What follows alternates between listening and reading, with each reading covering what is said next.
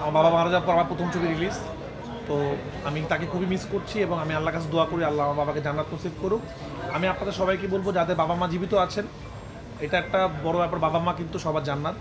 বাবা মাকে যদি সেবা করেন, যেমন আমার একটা কনফিডেন্ট কাজ করে সিনেমা নিয়ে। আমার কাছে মনে হয় আমার মার দোয়া আমার সাথে আছে। আমি কোনোদিনও আমার খুব বড় বিপদে করবো না। আল্লাহ তাআলা আমাকে যেভাবে হোক উতরায় নিয়ে যাবে। এবং আপনি খেয়াল করে দেবেন আমার সিনেমার শুরুতেই একটা লেখা যায় যে সকল কৃতজ্ঞতা, একদম শুরুতেই আমার বাবা মার জন্য। তো বাবা মাকে যারা ভালোবাসবে আমি বিশ্বাস করি তাদের জীবনে খারাপ কিছু আসবে না। তো আপনাদের যাদের বাবা মা জীবিত আছেন, বাবা অথবা মা, আপনারা সবাই সেবা যত্ন করবেন, চেষ্টা করবেন বাবাদের মাদেরকে নিয়ে সিনেমা হলে আসার জন্য। তারা সারাদিন বাসায় থাকে, তারা বোর হয়। ফ্যামিলিকে টাইম দিবেন, ফ্যামিলি যখন থাকবে না তখন কিন্তু আপনারা আফসোস করবেন। তো প্রত্যেকটা বাবাকে বাবা দিবসে অনেক অনেক শুভেচ্ছা। এবং আমরা চাই প্রতিটা বাবা, প্রতিটা ফ্যামিলি একসাথে বসে বিনোদন তো হোক এবং বাংলা সিনেমা দেখুক, সেটা আমাদের চাওয়া।